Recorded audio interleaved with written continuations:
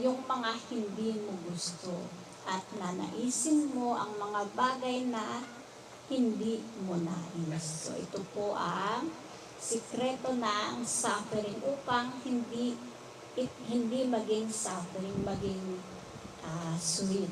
So ayun po.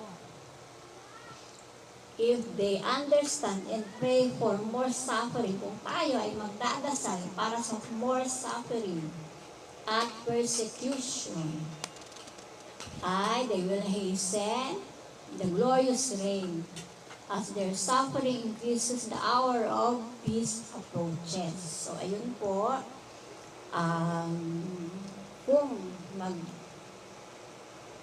pray pa tayo for more suffering and persecution na ating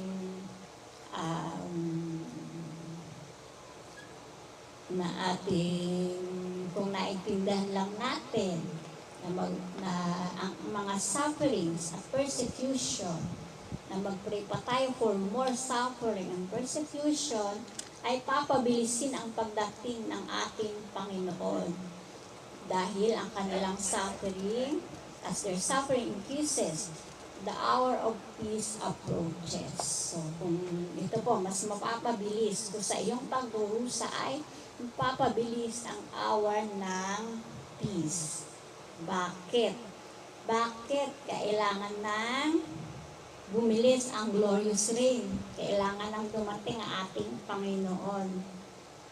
Bakit? Dahil hour ng great suffering ay sa pagdating ng Antichrist. Kung hindi agad darating ang ating Panginoon, ay hahaba ang oras ng reign ng paghahari ng Antichrist. So, andoon ang mga pagdurusa. So, kailangang pabilisin ang pagdating ng ating Panginoon upang ang oras ng reign, ng paghahari ng Antichrist ay kakaunti na lamang.